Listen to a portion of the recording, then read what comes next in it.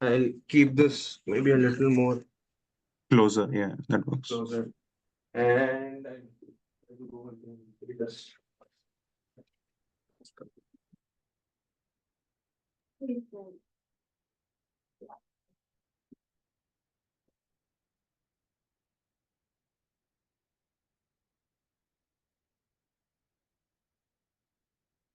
Yeah, I mean, no change, but let me check. Is there any other way? Okay, one way in which. No, this is just you can't adjust the darkness or the brightness. Okay. So the progress coordinate is the x-axis, and energy in any form, whether it be potential energy or free energy, is the y-axis, which forms the transition state complex. And suppose this is state A, and from here we want to go to state B. There is one transition involved here, which we define as K, the rate constant of the reaction. And we know that, and in high school, we've always done that.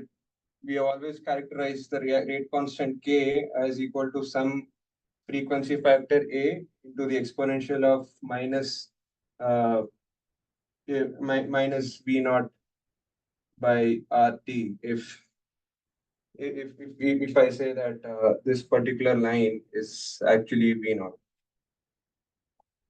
So the energy at the transition is called V naught. So we characterize this by this equation, which we also call as the Arrhenius equation. Right? I think everyone, including the undergrads, must have looked at or worked with this kind of an equation called as the Arrhenius equation, Yeah. where A is called as the frequency factor, and this is the exponential, which characterizes the potential energy. So in today's talk, I would like to just try to derive this particular Arrhenius equation using and like basically we'll delve into the assumptions involved in deriving the Arrhenius equation and how we can circumvent those assumptions fail, and how can we come up with a new type of equation which characterizes the transition state theory. So this is the core of transition state theory, and I'll be trying to delve deeper into the assumptions that are involved and the special cases, and basically go to a more advanced version of the Arrhenius equation, which is the so-called transition state or TST.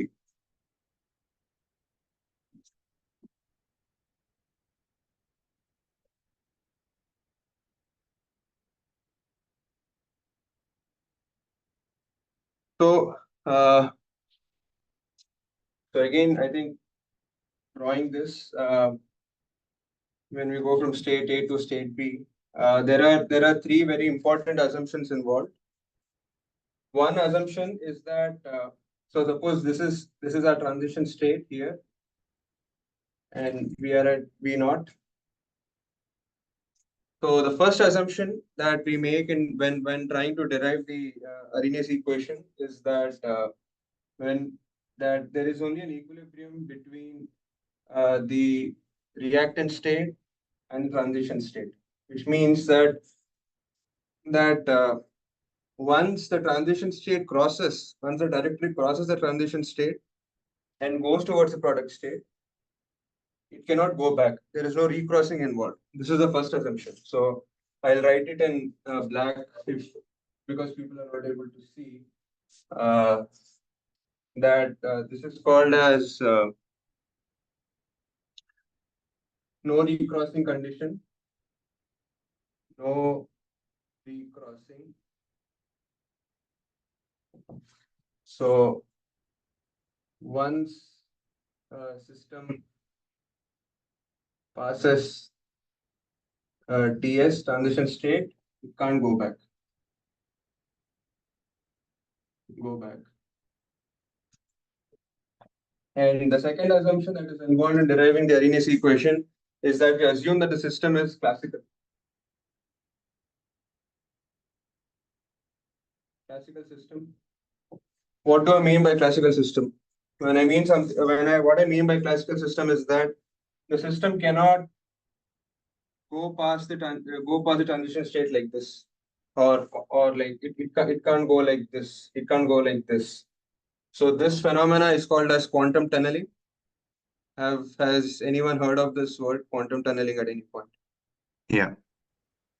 Yeah. So quantum tunneling is when the wave nature of the system is so high, such as in a hydrogen atom, that it is able to bypass this particular high transition state events by tunneling through the barriers. So what I mean by classical system is that the system cannot indulge in what is called as no quantum tunneling involved.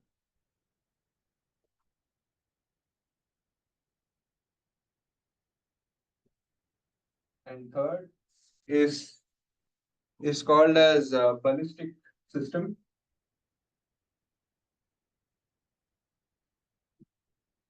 So what I mean by ballistic system is that when the system starts oscillating towards the transition state, suppose this is our system and the A system, and this is our transition state, and if we are trying to, and when the system is trying to go from the initial state to the transition state, there is no interruption in the system involved in the system, which means that while going from here to the transition state, there is no recrossing. Like for example, if this is our system, it wants to go to transition state, we assume that it directly goes to the transition state without any interruption. It's not like this goes back, goes again goes back, again goes, like this kind of recrossing events within the path is not there. So when the system is like going in a random motion towards a transition state, this is called as a diffusive motion or diffusion, which I'll talk about if there is time. So by ballistic motion, what I mean is that there is absolutely no interruption when the system is going from no interruption, while going to TS. So when the system starts oscillating towards the transition state, there is no interruption. There is no interruption involved. And there is another last assumption that is involved, which is that the Boltzmann distribution is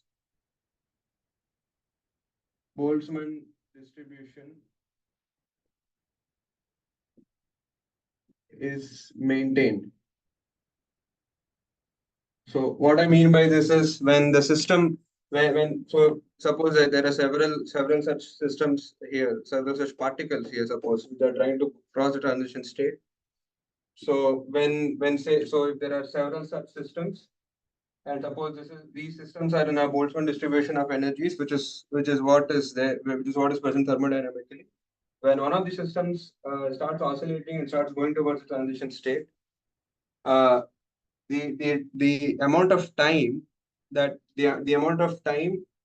required for the system to re-establish the Boltzmann distribution, which means that if this particle goes ahead towards the transition state, to just replace it with another particle here, which is called as tau naught, which is called as the relaxation time or the relaxation time. Relaxation time is the amount of time that the system requires to bring itself back to a Boltzmann distribution of energies, which is the equilibrium distribution.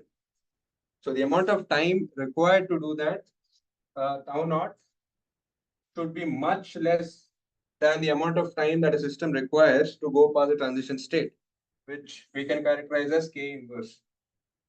Because K inverse basically in some way represents the time required for a system to go past the transition state. So the rate constant should be the rate or the speed with which the system crosses the transition state barrier is very slow compared to the amount of time required by the system to basically redistribute itself to maintain the Boltzmann distribution. And this is the fourth assumption involved. Any questions till this point before I go on to the next?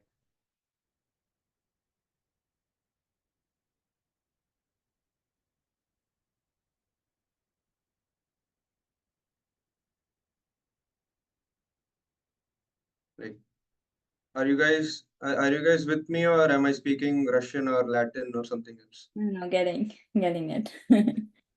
You're good. I think we're fine.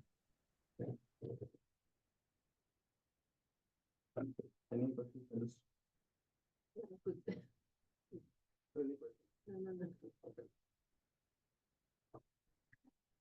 So keeping the Boltzmann distribution, keeping the four assumptions intact, I'll go on to describing. I'll go on to describing the describing the ad hoc state transition state theory is derived. So I'll start with a different kind of a surface to just So now this is our state A, and this is our state B. And let us say that the system or the particles here at state A, they basically oscillate with a frequency of omega naught, where omega naught is your angular frequency. Right? Am I clear on this? Angular frequency has units of basically 1 per second, like 1 per your inverse of time. Yeah. So the system is oscillating with a frequency of omega naught, and then if you do, it is due to this oscillation of the system that some of the particles will tend to go past this transition state, which is what whose rate constant is something that we want to characterize. Now, uh, now do you agree with the fact that higher the frequency, higher the number of chances that the particles can cross the barrier? Yeah. Yes, sir. Okay. So we know that, so which means that higher the chances are, higher the attempts for the system to cross the barrier, higher will be the rate constant. So we can safely say that K is proportional to omega naught, and omega naught by 2 pi, just basically just normalizing it, Yes. right? And we also know that higher the barrier V naught, more difficult the chance for a system to go Yes. past the barrier. And how do we characterize that? K is proportional to e raised to minus beta V naught, where beta is 1 upon kBt.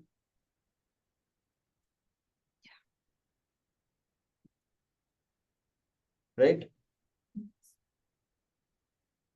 I'm assuming you all agree. So with that, if we just join these two conditions or join these two proportionalities, we get our first ad hoc expression, which is K equal to omega naught by 2 pi into e raised to minus V naught by kBt.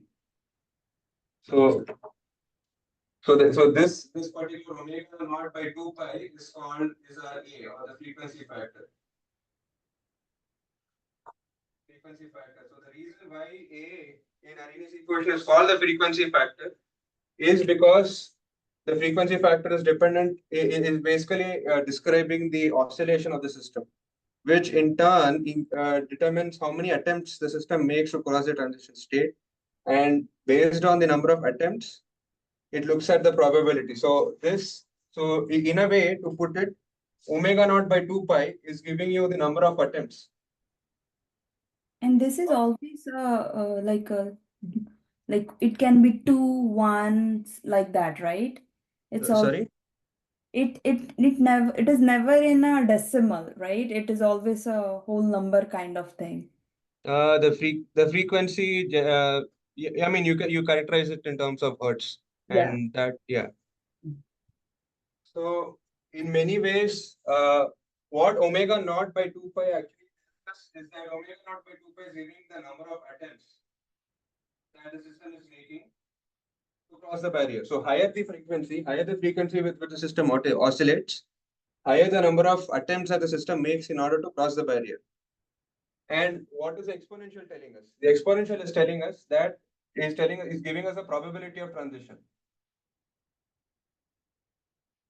And okay, you have made these many number of attempts. Now, what is the probability for each attempt, each independent attempt to make a transition through this particular energy barrier? So your rate constant is nothing, or if you actually see everywhere, like everywhere your rate constant, you can actually break down your rate constant into something like the number of attempts into the probability of transition, right? If you're looking at say transport phenomena for the chemical engineers who are here, in transport phenomena we generally say that the rate constant is some constant. If you leave the constant aside, it is proportional to the area and the driving force, or it is proportional to the driving force and inversely proportional to the resistance. Yeah. So the driving force can be seen as the number of attempts that is being made, because higher the driving force, more is the likelihood, or more is the tendency for the system to go towards something, right? In suppose if you're looking at say osmosis, if there is a higher concentration difference, the more the system tends to go towards that, go from high concentration to low concentration for the solvent. Oh, sorry, for the solute, or reverse. So higher the driving force, more the number of attempts that the system tries to make from a microscopic point of view, and your resistance in some way is determining the probability. So, okay, you are making these many number of attempts based on the driving force. What is the probability that your system is going to actually achieve that? And that probability is, you can interpret it in some way as a resistance, because you can see that higher the energy barrier, lower this probability, which means that in some way, if you actually take this downside, you actually write this rate constant as k is equal to omega naught by 2 pi divided by your e raised to v naught by kbt. This 1 upon this particular factor you can count it as resistance, right? If higher the energy barrier, higher the resistance for this transition to happen. So this is a very a good way to connect what we have learned, what we are learning from statistical mechanics, and connect it to the engineering that we have done prior. So Also, omega naught, if the basin width is larger, yeah, explain that in terms of entropy, for example. If the basin width is, how omega depends on the basin width. omega, actually, I don't think omega depends on basin width. I'll come to the omega depends on the temperature. It depends on the entropy also. It At depends least on for proteins, the conformational entropic states. contributions come when you're looking at a multidimensional transition state theory. This is only 1D.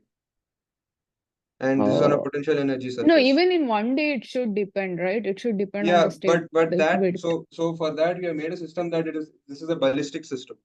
So Oh, it doesn't go back. Okay. Yeah, it doesn't go back. So what you're saying is correct. Like the lengths and all, like the length of like this L naught and this LB and LB, all these things come into account when we are considering diffusion events, like when the motion itself is diffusive. And that is when you get you actually convert the transition state theory into something called as Kramer's rate, Right. where you say that your k is omega naught divided by 2 pi, and I think some root of L naught LB. So this is where your length dependence comes. Right.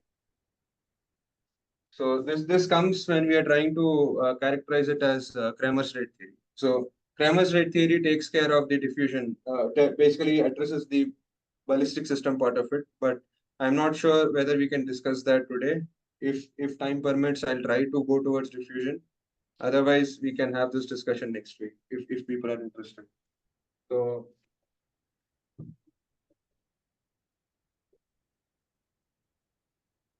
right now we just assume that. So Anu, coming back, your omega naught is not dependent on your the length, even if you are considering a diffusion event. Your frequency factor is. So Oh, here right now your A is omega naught by 2 pi. So when you consider diffusion, your A starts depending inverse something like omega naught upon some L naught LB. So No, the your frequency is transition still only dependent on temperature. wait, the transition only happens when the system reaches the edge of the barrier, right? Yeah. The edge of the like so it itself undergoing some fluctuations here. Fluctuations in the sense the frequency, it will be oscillating only when it that is due to touches. that is due to temperature because because if you look at the fluctuations from a microscopic point of view, temperature gives you energy, and the distribution of that energy leads to these fluctuations. No, yeah, temperature, but if it only so if you are considering another diagram where there is like a longer width, right? Yeah. If you were Yeah, to you are. compare the two system, Mm-hmm. the probability for the system to touch this barrier is higher. That is this one. So that is when you're What is it considering called? that Omega by? What is that omega last by some term? I think it is root L naught by LB. I'm not sure. Let me just check. I have it in my notes. No, it is not root L naught LB. It's actually just L naught. So your frequency factor is affected. So the number of you're right. Your the number of attempts that you make, the number of attempts that you make decreases when the width of the transition state is large. But that is when you're considering a non-ballistic case. So right now we have now right now the transition state theory, the equation describing transition state theory that I have derived is considering these four these four assumptions. Like next time I'll try to break down assumptions number 2 and 4 because they're the easiest ones. Uh, and I'll try to and then I will like come up with a new advanced state. But what you're saying is correct that when the width of your regions, reactant regions as well as the transition region, if they are high, then uh, then basically the number of attempts that your system makes to reach that state is also it becomes lower. So the number of attempts is not characterized by omega. Omega is just the frequency with which the system is oscillating. The number of attempts is characterized by the frequency factor. Oh, omega is simply the frequency. It's not the number of times per second that the system tries to reach the edge of the barrier. On ballistic motion, omega naught by 2 pi becomes the number of attempts. Right. Yeah, I got it. Omega is just a frequency. It's just a frequency with which the system is oscillating. Your number of attempts are always characterized by your frequency factor. So Yeah. when you look at this number of when I write this and when I say number of attempts into probability, a number of attempts is not omega, it is A. Yeah. And your probability is your Boltzmann distribution. Yeah. That's between 0 and 1. Yes. Okay. Yeah, continue. Yeah. Thank you for the question. So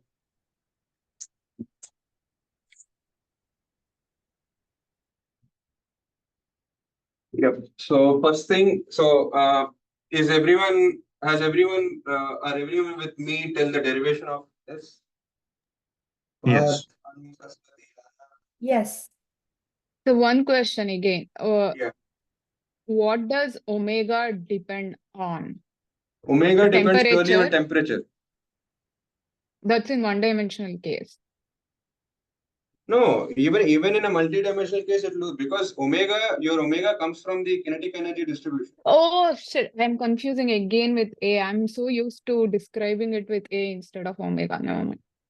Yeah. Yeah. So omega is the frequency, which is the Yeah. inherent frequency of the system. Yeah. The Frequency higher the factor. temperature, higher the frequency. A is the frequency factor, which is the number of attempts that it makes. Yeah. So the very next case I'm going to basically account for the omega right now, the temperature dependence right now. Yeah.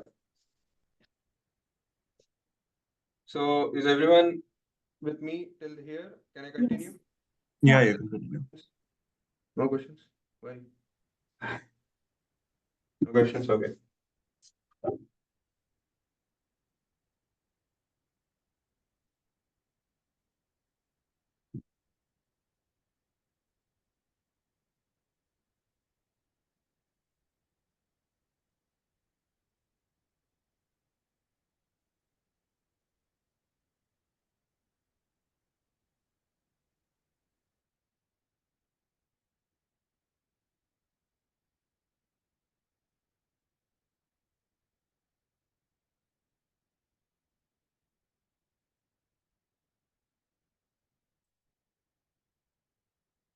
So this is the central equation that we will revolve ourselves between V naught by KBT. Now we start breaking down the assumptions and accounting for when these assumptions fail. So the first thing is, does everyone agree that the rate constant is directly proportional to omega, the frequency? Yeah. Mhm. So can the frequency be anything? Like, so right now, if I draw the relation between your my rate constant and omega, do you think it'll always be a straight line?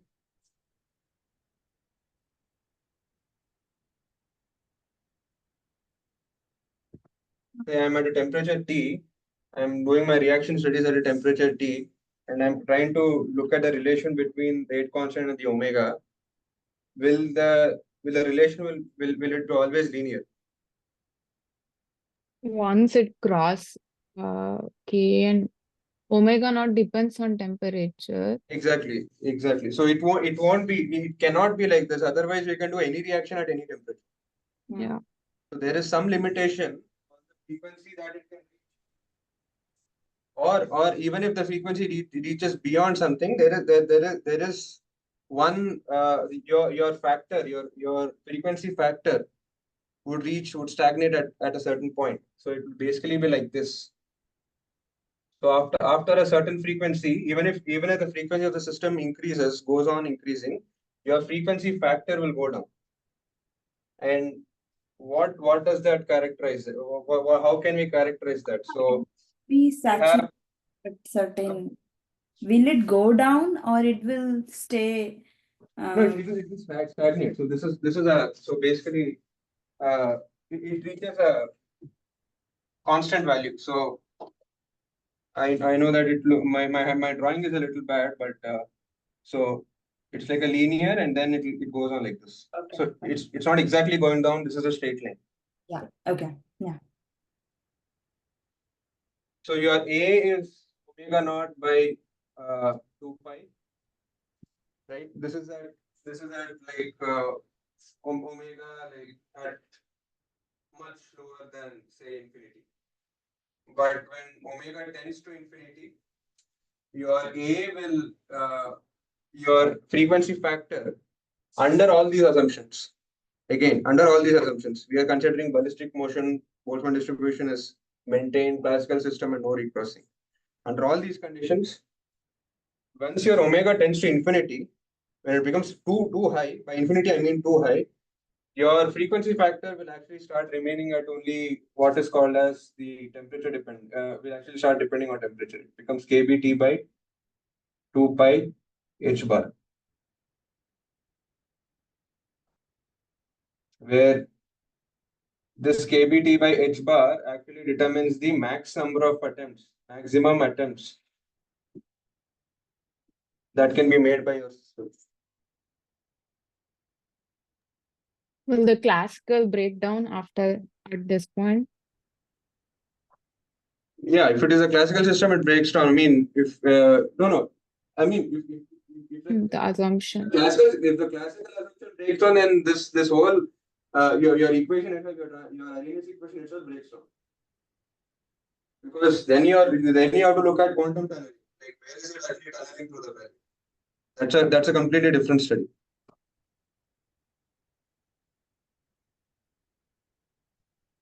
Okay. Did I answer your question? Mm-hmm.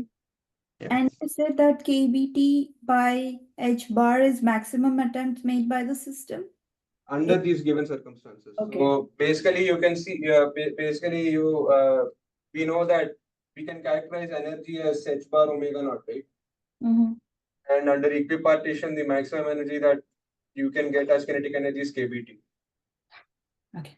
So KBT by H bar is your omega naught, maybe max, whatever you want to say, Mm-hmm. Okay. right? So even if the system oscillates beyond KBT by H bar, your number of attempts will remain only at KBT by H bar, because that's the maximum thermodynamically allowable attempts that can be made by the system. Again, under all these conditions. Okay. When your system is not ballistic, when it is dependent on diffusion, all these things change again. Okay. So now, so now these are the two limiting conditions where basically in this linear region, your frequency factor is omega naught by 2 pi, and when it reaches very high regions, it becomes kbt by 2 pi h bar. So how do we account for these two limiting cases? Any idea, like how can we account for both these limiting cases under one equation? You can like write and try. Basically, you can. So one thing is that one thing everyone will know, that you have to bring in limits. Like when your omega is tending to infinity, your equation should reduce to something using limits. So can you try?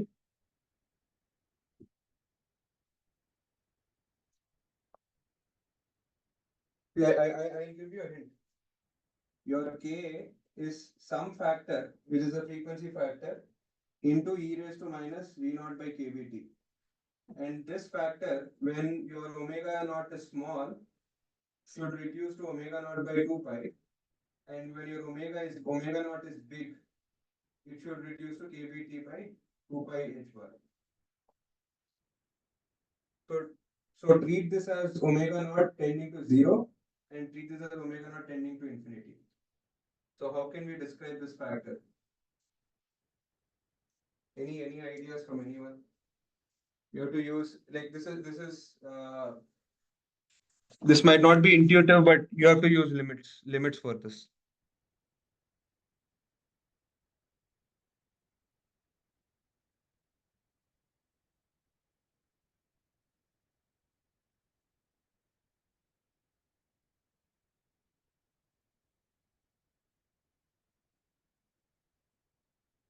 Okay.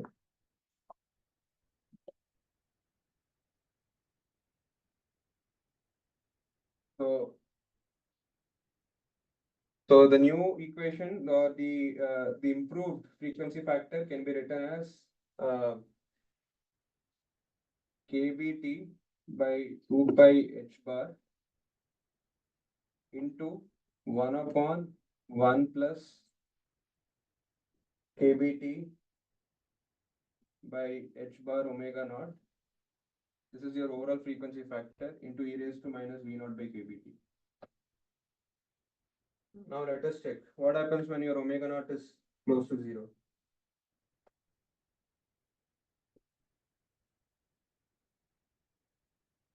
Your kb this when your omega naught is close to 0, this particular fraction will be much greater than 1, right? Because it is tending to infinity. So your kbt will get cut, and what you'll get is, and h bar will get cut, and when your omega naught is tending to 0, you will get omega naught by 2 pi as your frequency factor. And when your omega naught is infinity, the denominator becomes so big that this whole term kbt by h bar omega naught will be much lesser than 1, which means that at omega naught tending to infinity, you will be left with kbt by 2 pi h bar, which is the upper limit. Lower limit, upper limit is. Any questions on how the new frequency factor came up? Any questions before No. The actual derivation for that is you're using limits and then using L'Hospital rule, right? Just out of curiosity. Yeah, we are using limits only. Yeah, that's how. Yeah. Limits and then That's the most L'Hospital, you logical way to go forward. Like when you know two limiting cases, you use limits in order to account for the two differences. you're taking the limits and using L'Hospital rule to get the two limits, right? Get the No, you're not even using L'Hopital rule. L'Hopital rule is differentiate. This is like normal limits. okay. L'Hopital rule is when you differentiate the numerator and denominator, and Yeah. this is not an infinity by infinity case. Like in some way it is an infinity by infinity case, but again I'll explain. So when your omega naught is close to zero, like exactly limit to zero, but when it is like very small. Because the denominator becomes very small, this whole kbt by h bar omega term becomes much bigger than 1 with respect to 1. Right? So what happens is that when you when you take out the 1 from here, it's only kbt by 2 pi h bar divided by kbt by h bar omega. So your kpt by h bar gets cancelled, and what you're left with is omega. But when your omega naught is close to zero or close to infinity, your t value is also changing, right? Isn't that T value is not that point? changing. T value is not changing. We are doing so. This is at a single temperature. Okay. Your frequency can be the system can have different fluctuations at the same temperature. And the characteristic of that fluctuation is your frequency, omega naught. Okay, that makes sense. I think I was confused because I assumed the t is also changing, which is why I was like, maybe T is not L'Hospital is changing. what I say. Okay. T is not changing. Yes. And when your omega naught is close to infinity, this particular term becomes close to zero, like much lesser than 1. And so your denominator is not 1. So all you're left with is this term, kbt by 2 by h bar. So there's no L'Hopital rule involved at all. Okay, that makes sense. Thanks.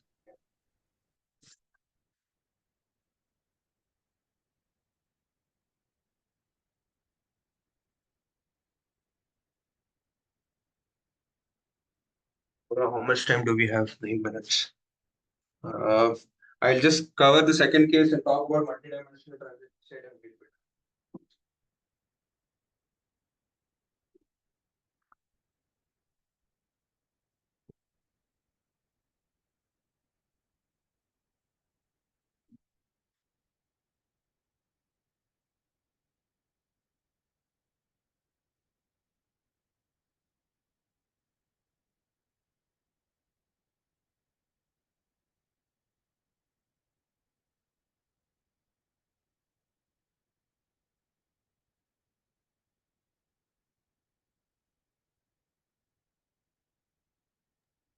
So we can call Siddharth, this as omega naught.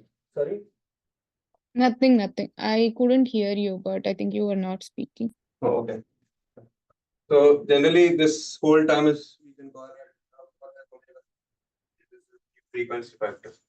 So I can write it as equal to omega naught p naught by kb. So now I'll address. So the first or the most easiest thing that can break down is that your Boltzmann distribution will not be maintained. Right? There, if you look at very fast reactions, what happens in very fast reactions? In very fast reactions, your rate constant is so high that that what can happen is that your so now I'm trying to address the Boltzmann distribution. Condition number 4. What happens when your tau naught is actually much greater than k inverse? Can you give such one example, like if possible, for When you such have very fast? when you have a very fast reaction, Like, suppose suppose you are looking at say acid base reactions. they're very fast, is it? They're I very don't know. fast. I'm Yeah, just the rate constants okay. are the rate constant are like some 10 raised to 5 and 6. Oh, I see. You when you immediately you see that the whole reaction stops right Right. after you pour acid into a base. So acid base reactions are like very fast reactions. They're irreversible too. Oh, yeah. You can just see that with your eyes also if you do calorimetry or Yeah. titration. Yeah. So in those cases, so when your reactions are very fast, there is a tendency that the Boltzmann distribution is not the system is not able to come back to its equilibrium distribution because the number of attempts or because the rate is so fast that the number of particles that are exiting the distribution are much more as compared to the number of distributions that it is trying to redistribute. So in those cases, what happens when your reaction is too fast? Like when your rate constant is too fast, like when your number of particles are like just zooming past the transition state. What becomes the rate limiting step then that we have to consider? The resistance.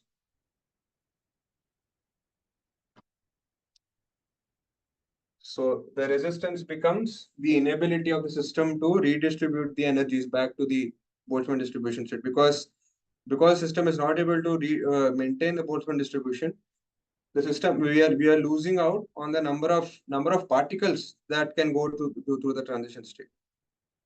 So your rate limiting step becomes tau naught because your tau naught is because the system is taking a much higher time to redistribute the energies compared to the number of particles that are leaving the transition state. After a certain point of time, you will be out of states for your reaction to actually occur. Essentially, your slowest degree of freedom in your system is the tau naught. Exactly. So that is your rate limiting step. So again, this is an ad hoc derivation. So that's how I learned it. So because your rate limiting step or your rate determining step or RDS becomes 1 upon tau naught, the speed. So ultimately your K is actually called as 1 upon tau naught. So it depends on the 1 upon tau naught, which now basically it is determining the number of states that are present. So here it is signifying the number of states. Because the number of attempts is not an issue in fast reactions. It's a number of states. Number of states into e raised to minus v naught by kb.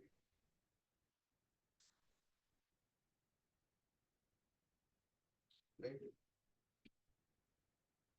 This might happen in two cases. One is when your rate when your rate constant is so high, your reaction kinetics is so fast that this happens. And in another case, even if you have a seemingly slow reaction, if your system is very slow in order to like redistribute, then also this case occurs. So again, we employ the same tactic in order to in order to redo or like redefine the transition state theory where your K now becomes omega naught by 1 plus omega naught tau naught into e raised to minus v naught by kb. Where if your tau naught is very high, this case, your omega naught gets cancelled and you get this particular equation. And if your tau naught is very low, which means that the assumption that we are the assumption holds that tau naught is faster, then this essentially becomes 0 and we are left with this particular equation. Am I clear on this? Like any questions regarding how this particular equation came up?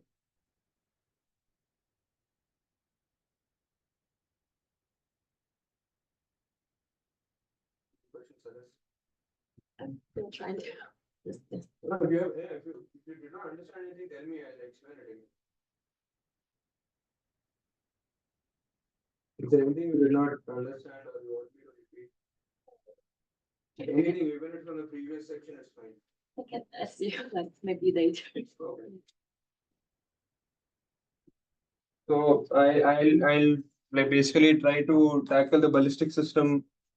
Like no recrossing is something that that basically transition state theory itself does not consider. Like no recrossing is something because we cannot really handle no recrossing. Like there are approaches, but they're not exactly based on transition state theory.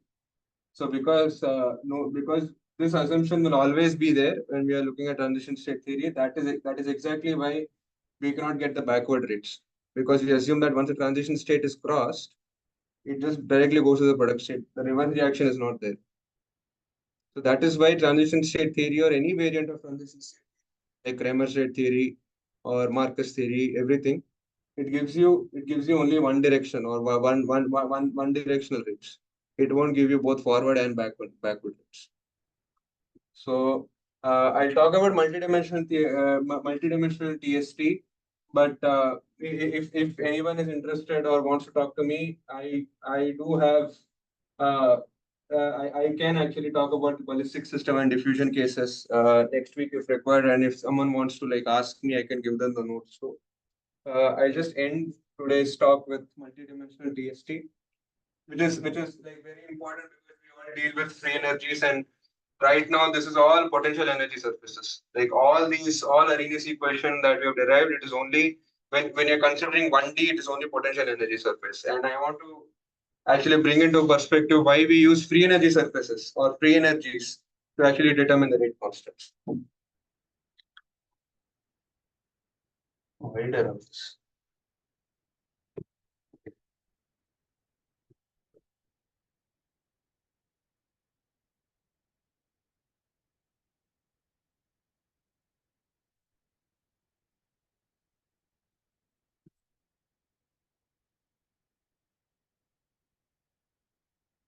Now, let's come to multidimensional TST.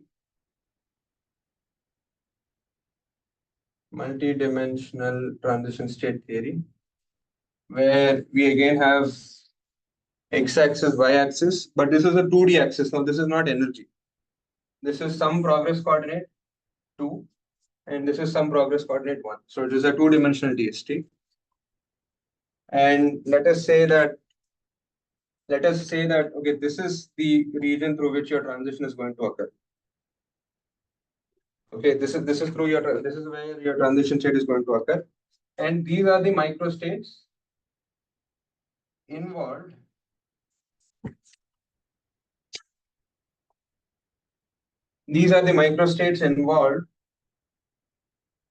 in your path to transition, which means that only if your system reaches this particular microstate, it is in this PC2 direction. Only if it reaches this particular microstate, it can actually transition or has a chance to transition. Right, and when you transition here, this particular when you actually reach this TST, now everything depends on PC1. So we can treat this particular this transition as a 1D transition where your K is your frequency into minus beta V naught. But what becomes important here is that your system actually has to reach this transition state. Has to reach this microstate in PC2. Right? These are all different microstates in the second dimension, and only when it reaches one of these microstates, it has a chance to transition to the other region. Okay, so when it reaches this, suppose your system reaches this particular state in your progress coordinates in your second dimension, then your rate constant will be this much. So how do we account for the probability of the state reaching this particular or coming to this particular microstate? What is the simplest way in which we can account for the probability? And suppose like this is one state. Like suppose these are the 6 possible microstates, and this is the only one state which can lead to a transition. So how do we account for the probability in the second dimension for the transition to happen? Micro rate constants. Not micro rate constants. Like there's really not a barrier here. The barrier is only here. You have to look at the probability of the system being in this microstate compared to the other Oh, microstate. that's free energy, Boltzmann distribution, right? Not exactly when you have microstates, you don't need to think about Boltzmann distribution. It is simply states lead to the exit divided by the total number of microstates. Oh, We are just counting, right? So I said there are 6 microstates, only one of them leads to the transition. So what is the Okay. chance that the system will be in this particular microstate? Oh, I see. I see. 1 in 6. Okay. We are totally talking in terms of this microstates. Okay.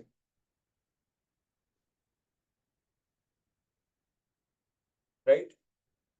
Does everyone agree with this, or does anyone have any disagreement? Is that omega out? No, that is omega naught, like total number of microstates in the second dimension. What is in the Like- new? Like suppose these are 6 microstates and only one of them leads to a transition in this direction. Your probability is 1 upon 6, where 1 is your omega exit and 6 is the total number of microstates, which is your omega naught.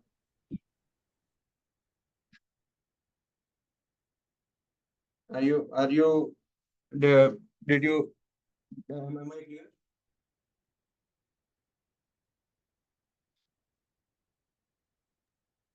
Saraswati, you are Good.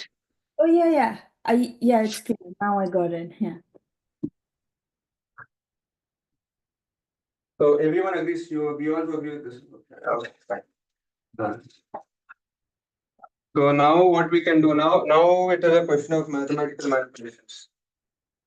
So keeping the omega naught into e raised to minus beta v naught aside, we convert this into an exponential. How do we convert this into an exponential?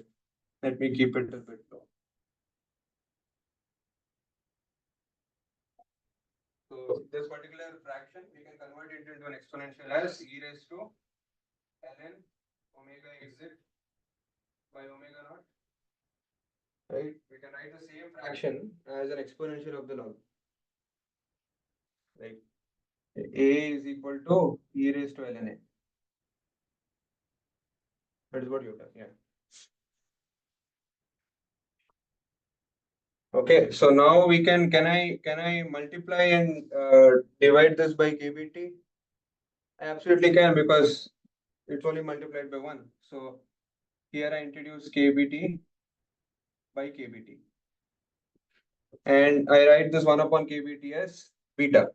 So this becomes e raised to minus beta v naught. E raised to kb, I'll write it a bit differently. kb ln omega exit by omega naught t. The t kbt, the second t, the first t is there, into beta. This 1 upon kbt term. Did everyone get this? Right? So can you recognize what is this kb ln omega exit by omega naught? Can you say, Salas, what this represents? What is kb Entropy. ln omega? Short term mode. Entropy. Yes. Remember, Salas, Oh. entropy. S is equal to kb ln omega, number of microstates. Very So what- famous. I think it's on the Boltzmann tomb also, right? Yeah. Boltzmann was known for giving this. Yeah. This is a very It's also engraved on his tomb. quantum mechanics underlying foundation that entropy is somehow related to the number of microstates at the present. So what will this represent? This is not just entropy, this is a difference in the entropy, delta S, that we actually require. Right? Because this is kb ln omega exit minus kb ln omega naught. Yeah, which is S not, yeah. And yeah. So this essentially omega naught e raised to minus beta v naught into e raised to minus beta t delta s. Right? Because I want to Your switch free energy. or no, I don't need to do that.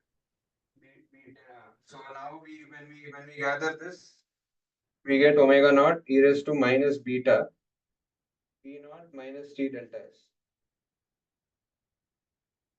What is this? Free energy. This is this is your free energy, like delta. This will be delta F, because this is potential minus entropy. So this is your Helmholtz free energy. So omega naught e raised to minus beta delta f. So this is your rate. So your rate constant ultimately becomes K is equal to omega naught, not omega naught. This is what mu naught. Sorry, omega naught minus beta delta f star. And this is your rate constant for a multi-dimensional 2D or 3D or n-dimensional TSC. So always remember, we are always looking for transitions over the potential energy surface only at different temperatures. So actually if you see, there is the concept of a free energy surface is actually it's very abstract. The only true thing that is present for a system is its potential energy or the potential energy landscape. The free energy landscape is something that we create to take into account the entropic contribution, and that only happens. And the reason why why we look for rate constants or why we determine the rate constants, such as in Gandhi or in any other enhanced sampling methods, only through free energy, is because when your system is multi-dimensional. For example, all our simulations, everything is in 3D, right? When you look at 3D simulations or 2D simulations or any kind of simulation which is not 1D, you need to take into account the configuration and entropy or the pure entropy issues or the pure entropy contributions into account while trying to determine your K. Now, this particular thing will hold true. So this is when you're in an NVT case, say, and even if you're in an NPT case where you get your Gibbs free energy, this will still be true. This will be like instead of delta Helmholtz energy, it will be Gibbs free energy when you're in NPT. The only thing is that in an NVT simulation, when you have Helmholtz free energy, your omega naught is dependent on your temperature. But when you're doing an NPT simulation and when you start looking at Gibbs free energies, your omega naught will start depending on pressure also, both pressure and temperature. Because in order to accommodate in order to get the Gibbs free energy, you need to add plus PV here. So your delta G is basically delta F plus P VDP, like V delta P, something like this. Oh, sorry, P delta V. No, V delta P, sorry.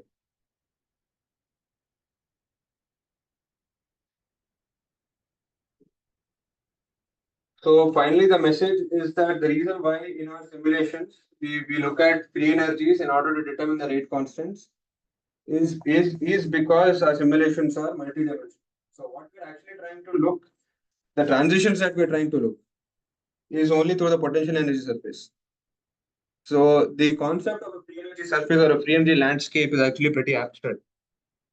The only one true characterization of a system at any given temperature is actually its potential energy surface. So your potential energy surface is the ground truth. And the transitions that you're trying to look at everywhere is actually the transitions to the potential energy landscape and not through the free energy landscape. It is your free energy which determines whether your transition through whether a particular transition through a potential energy landscape is actually valid or not. So potential energy of a system is true. Free energy of a system is an abstract. It is something that we have created in order to account for the second law of thermodynamics, which is the entropy. So with that, if no one has any questions, this is the end of the talk. And I hope this was useful for everyone. I mean, this is the first time I have tried it. So let me know if you let me know, like, do you guys have any questions regarding this particular topic or the implications that it has? I was unable to see the equation out there. So when you're talking about NPT, Yes. the equation is still nu naught e to the power minus beta delta F star. No, G star. G star. The Gibbs free energy comes into Gibbs free account. energy. Yeah. Okay. Gibbs free energy. Yeah. Yes. So the difference between Gibbs free energy and your Gibbs free energy is just plus minus is like basically VDP. Right? Okay. Because your Gibbs free energy is delta H minus T delta S or H, Mhm. H minus Ts, and your Helmholtz free energy is U minus Ts, where Yeah. V minus Ts, where V is your potential energy. And the difference between the relation between potential energy and free energy Mhm. is basically sorry, your potential energy and enthalpy is basically H is equal to U plus PV. Okay. So that is why when you consider the NBT simulation, NBT where your free energy is actually just Helmholtz free energy, your frequency factor will be only dependent on temperature. Whereas when you're doing a NPT simulation, your frequency factor will ultimately depend on pressure because you're accounting for the pressure also. Yeah. So when you add a e raised to minus beta PV, you have to even subtract that beta PV back, Yes. right, in order to factorize for it. So that additional factor, that 1 upon e raised to minus beta PV, will in some way go to the frequency factor. Okay. Where it will be accounted for. Yeah. So this- so ultimately, what I wanted to show through this particular chalk talk was that the reason why we consider it is because we have to look at the reason why we consider free energies for our simulations is because free energies are the only way, or potential of mean force, as we should technically call it, are the only way in which we can account for the entropic contributions in the system. So what we're really trying to look at is the transitions in the potential energy landscape and not in the free energy landscape. Free energy landscape. Okay. So there's only one true surface for any system, which is a potential energy surface. The concept of a free energy surface or a free energy landscape is abstract. It is something that we have created in order to better understand the transitions happening in the system. So it really doesn't exist, right? No. Okay. Yeah. When you go to Fermi vacuum, there is no free energy at all. It's just potential energy. Okay. So potential energy will exist irrespective of temperature. Free energy will exist only when there is temperature. So there is nothing. When you say something is a surface, it is constant irrespective of what you are doing, right? Yeah. Whereas if you look at free energy surface or free energy landscape, it is so temperature dependent. It is not constant. It will change with your temperature. Yeah. Why? Because change in temperature, your entropy contributions will change.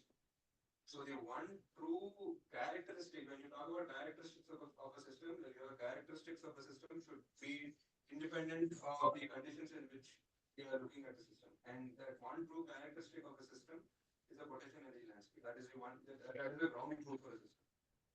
Not the free energy. Okay. Yeah. Free energy is something that we use because we have to take into account the entropy contributions. But the transitions that we want to look at is only through potential energy. Okay. And that is why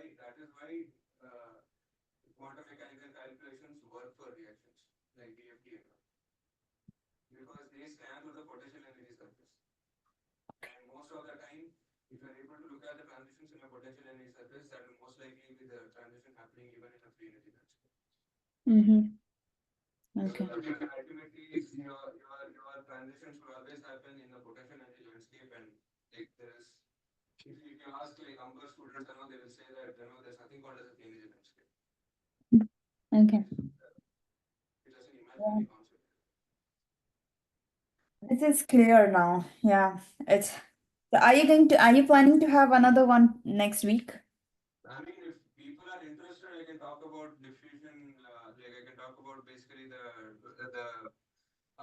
when ballistic motion fails and when diffusion starts to happen. I can talk about how to derive diffusion, how diffusion is actually derived, the diffusion coefficients, and based on that, I can talk about Kramer's rate theory.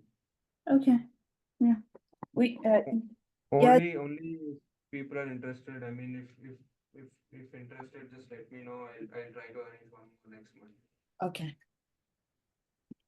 Perfect. Thank you, Siddharth. This is really. Thank you for attending. I didn't expect this much attendance. Oh no. This was nice. Yeah, it was. I knew things, but I didn't. I never went this deep to understand, but yeah, that is very much clear now. So yeah, thank you. Thank you. Okay, Um, bye.